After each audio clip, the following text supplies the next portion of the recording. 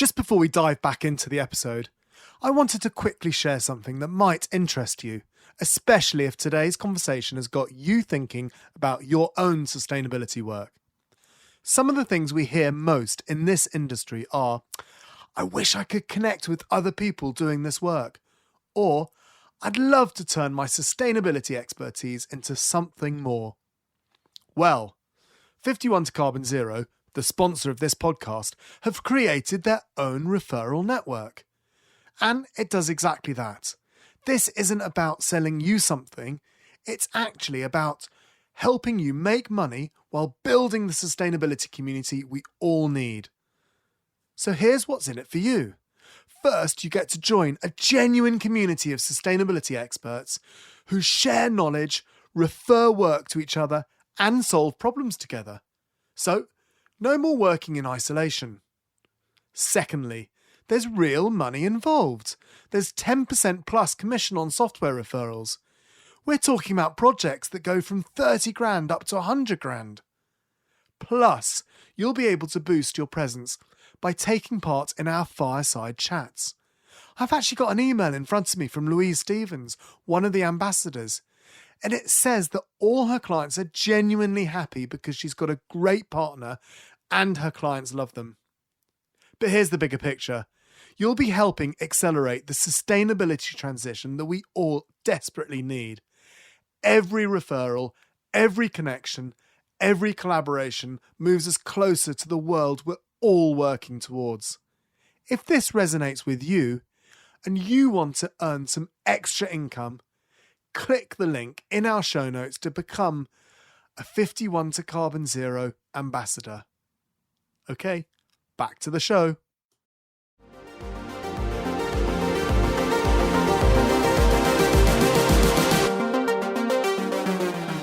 Welcome back to the Green Element podcast, where we feature business leaders and innovators transforming their operations to be more environmentally and socially sustainable. I'm your host, Will Richardson, and I can't wait to meet our guest today and help you on your journey of sustainability.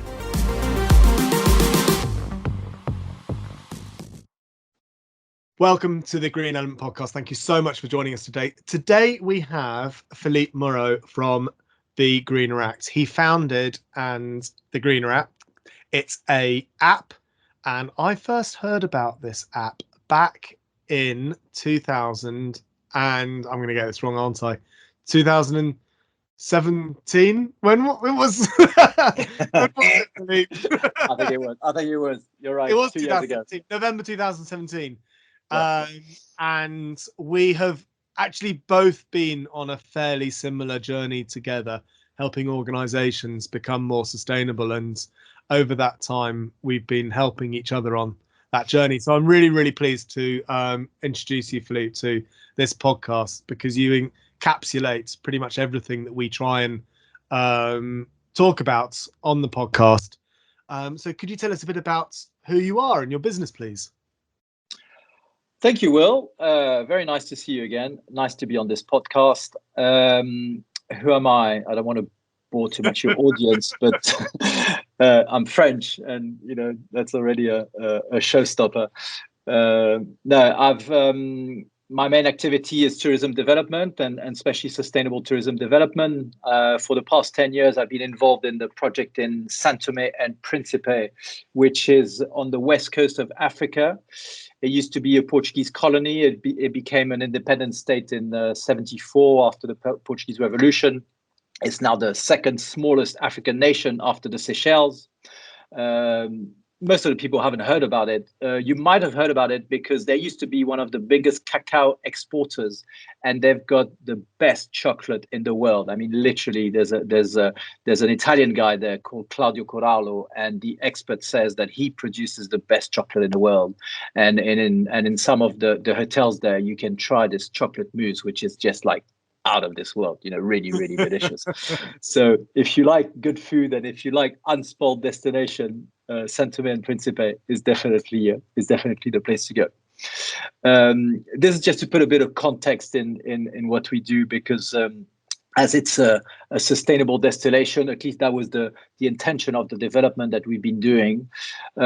We were always very careful about our footprint and the impact that we would have on these two islands.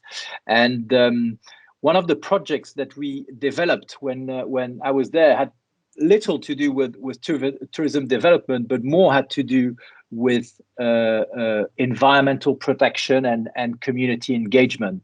We realized one day I was there, and there's a big turtle conservation project there, and we were visiting this project with some people from UNESCO, because it's now part of the UNESCO Biosphere Reserve. And in 2012, where we had that celebration, some guys from UNESCO came and to visit the island and to give that diploma. And we visited that turtle conservation project. And I was very shocked by the amount of single plastic bottle that we could find on the beach, and I was challenging them, saying, how can we really solve that problem? Such a small nation, small resources, and it's in the middle of the Atlantic, and a lot of plastic washes up there. And they were like, well, if you come up with the right project, we'll help you to finance it. So we brainstormed with some people down there, and we came up with an idea, which was, a water and recycle project, where the idea was, the main idea was to remove all the plastic from the island. And the second idea was to provide purified water to the local population, because you didn't have purified water there. And third one was to sensitize the local community and for them to be conscious about plastic reduction. So we started this project in 2014, I believe. And in 4 years, it was a 4-year project that eventually was financed by UNESCO. We managed to remove nearly a million. It was just short of 900,000 plastic bottles from the island. When you think about Principe, it's just under 100 square kilometers, so it's very small. There's 7,000 people living there, but we managed to remove 900,000 plastic bottles. We installed 15 purification water fountains around the island, so you could have access to purified water. And after we defended, 3 of the Sustainable Development Goals, which was, let me remind you, number 8, which is clean water and sanitation, 12, responsible consumption, and 15, life on land. But this project gave us an idea, is that what we realized, the guests staying in our hotels, they wanted to get engaged with that. They were like, no, we want to participate when you have one of these collection days. It was more or less once a month. We used to have these days. Just to give you an idea, in one day, the first day, we collected 27,000 plastic bottles just in one day. So it was quite astonishing. And but the clients, they wanted to engage, they wanted to participate. So we're like, well, what about if we come up with a digital solution where people who do good things can showcase it well and attract more movement and more engagement from the clients? So that was the idea.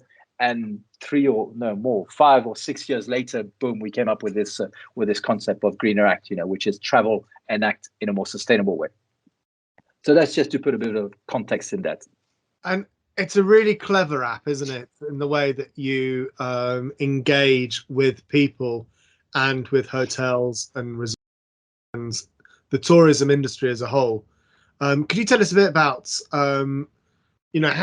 how that fits together, and a bit about Greener Act as an app, please? Sure. So if I would give you the 20-second pitch about Greener Act, it would be, Greener Act is the one-of-a-kind app which allows travelers to make positive changes by engaging in community projects and to support local causes in order to create a more sustainable world. That would be the pitch, So what it is, it's an app where stakeholders can just register. It's a free app for the traveler. And you can really showcase the good practice that you're having. Sustainability is about small steps, and it's about being able to communicate to your potential clients the good things that you're doing. And this app allows you to showcase all these good practices, link them to the Sustainable Development Goal, which is a very identified and very known framework. And once you register, you can start organizing these events, which are called greener events. Whether it's a beach cleaning or a tree planting or any kind of social responsible event, you can start creating it on the app. And after, you can as well create some causes, some local causes. I'll give you a couple of examples. Some causes which have been showcased on the app, which has been fantastic. since lockdown, I'm based in Madeira Island in Portugal. That's where I live most of the time.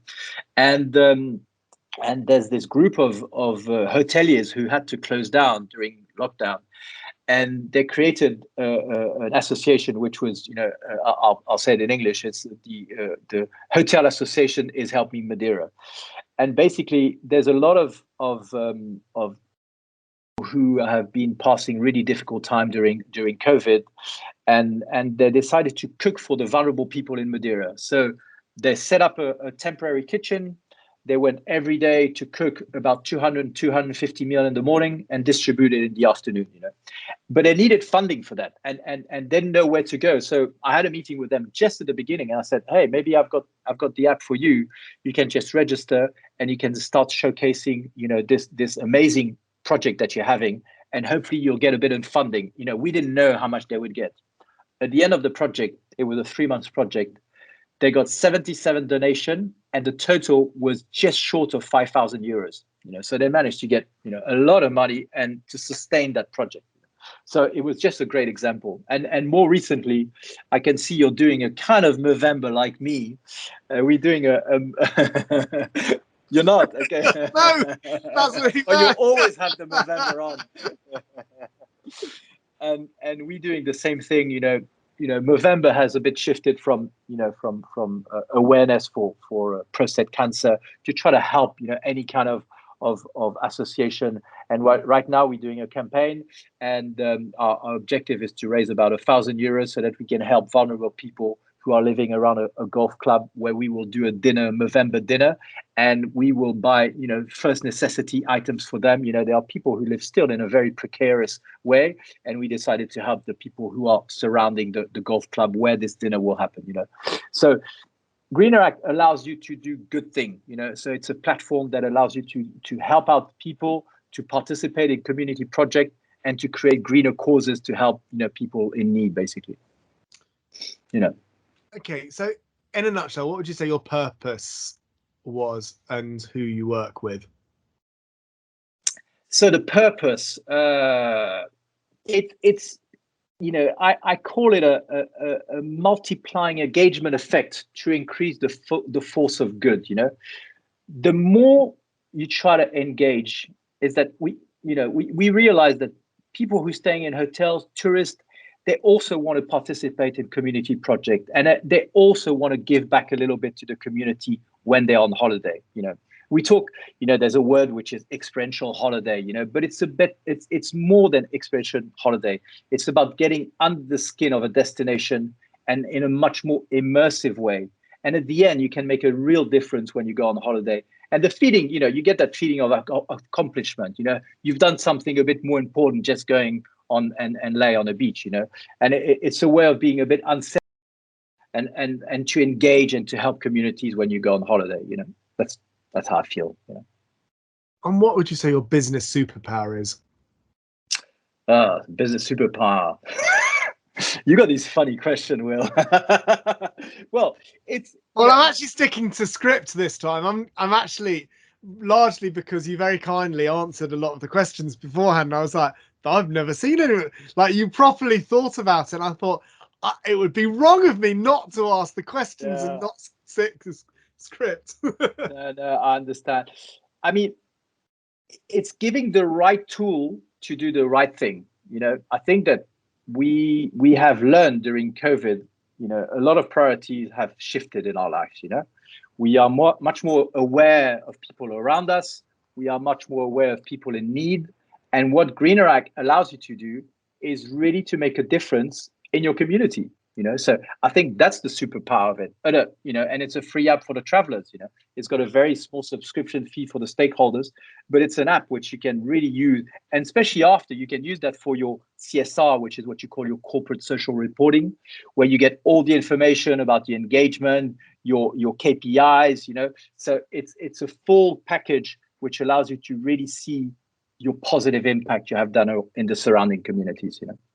And having used it, it's a really intuitive and smart way of doing it as well. You've actually done. I think you've done a really good job of. Well, we went the the long way. At the beginning we were thinking, maybe we need some VCs to help us and all this, and which we met at Web Summit. I remember talking to you about that. But you want to be free in life, and you want to be able to mold it the way you want, and to have a real purpose, and sometimes these guys that just don't see that, they want to see the return on their buck. So we took much longer time than expected, but at least now we believe that we got the right framework which can really help destinations. I think that's it, isn't it? It's we're veering onto a different subject now, but that whole do you take money or do you not take money can have such ramifications on everything and the future of your business and you as a person as well. Of course. So we took longer time, but we're not depending on anybody. And now we believe we got what you call a MVP, minimum viable product to go to market. And the feedback has been tremendous, from especially the people who are in the sustainable marketplace. They really see the value of it. But right now the engagement, because you can't do any beach cleaning, because you can't organize, the social distancing is just messing up everything for many people. But once this is over, and hopefully we're seeing the end of the tunnel, the engagement will be fantastic. And so how can you tell us about how you engage your staff, suppliers, and customers with your mission and purpose? So the mission, I'll read it to you. It's improve the livelihood of local communities and protect the natural environment while contributing to the Sustainable Development Goals of the United Nations by traveling and acting in a more sustainable way. And the vision is when transformative travel meets sustainable development. And when I mean transformative travel, it's not just you helping people when you're on holiday. It's you doing something a bit different as well when you're on holiday. You getting out of your comfort zone, so that suddenly you experience something that you haven't experienced before. That feeling of, wow, I got out of my shell, I got out of my comfort zone, but something really special happened there. Well, you can do that with Greener Act. Okay. And when it comes to running an ethical and sustainable business, what has been your biggest struggle so far? And can you tell us a bit about how you've overcome it? That's a good question. One thing that we've noticed that a lot of businesses, stakeholders in the tourism industry, they're still reluctant to embrace sustainability. And they're reluctant because first they always think that it's more expensive. They relate this to organic food. Organic food is always more expensive than supermarket food. So they think that it's more expensive, and as well they believe that their business won't be sustainable. Well, for us, sustainability, it's all about a journey, and it starts with really small steps. Before you used to call it niche market. Now it's not niche any longer. It's definitely going mainstream, and by just showcasing the good things that you're doing in your company, you're reducing electrical consumption, you're reducing water, you're recycling, whatever you can showcase to your client, he will relate to that, and he will find you much easily in the sustainable marketplace. So whatever you're proud of, showcase it. It's easy, and it's in a very transparent way, because sustainability, you need to get away from greenwashing. You need to be totally transparent. And this app allows you to be transparent, show the good thing that you're doing, and if you're doing something wrong, the client can also comment. Can also, no, you're saying that you're recycling, but you are not recycling. So it has to be. Sustainability is about transparency. Yeah, no, absolutely, spot on there. I think. So, could you offer one piece of advice to our listeners which could help them with their purpose, and what would that be? So, I think COVID has brought a real new perspective in our life, and everybody's working remotely, and this has irreversibly entered into the mainstream. And I think it will have a knock-on effect of how people will combine work and pleasure. But more importantly, I think that when they'll combine this work and pleasure kind of holiday, they will want to make a difference and a purpose during their holiday. I think that there's definitely a more econ-conscious mindset, where people look to alternative destination and even choosing destination which are less crowded, going for in the low season, for instance. And there I'm just gonna do a little talk to you about the low season traveler. I don't know if you're familiar with this new association. It's led by a guy called Jed Brown. You should Google him. And this is exactly what he came up with. He said, no, we're gonna come, and that was before COVID. He says, we're gonna come up with a concept which we're gonna showcase great destination to visit on their low season. But the experience will be much more immersive and much more true. So you will totally avoid the crowds, So I suggest, the people who are on this call or will be listening to this podcast, definitely to have a look at this company. And they're even doing a summit on, I think it's on the 26th of November in the afternoon. It's called the Low Season Eco Hotel Summit.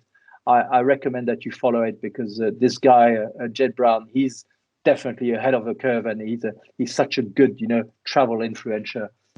So watch him. He's you'll hear about him very soon. Okay. No, brilliant. That sounds really interesting. Yeah. And have you? Sorry, go ahead. No. Another thing, people talk about staycation, and I think there is a great transition from staycation to workation, and obviously you need good connection, internet connection is a must now. But I strongly believe that there's another transition. It's from digital, and I'm talking a bit against myself now, to natural, where people really disconnect to reconnect with themselves. It's giving you that space. It's giving you that possibility of, COVID has had a tremendous toll on a lot of people, but now you have to think about what is the simple thing that I really enjoy, and how can I help people when I go on holiday. I just to finish up. You remember Dimitri that you met yes. on exactly on the Web Summit, who's an incredible. He's how can I describe it? He's a jack of all trade in the premium hospitality sector. He's and he's been an advisor for Greener Act as well. But this guy recently, I was on a call with him, and he was telling me that during lockdown, and like many of us, his income has gone down, but his charity support has gone up.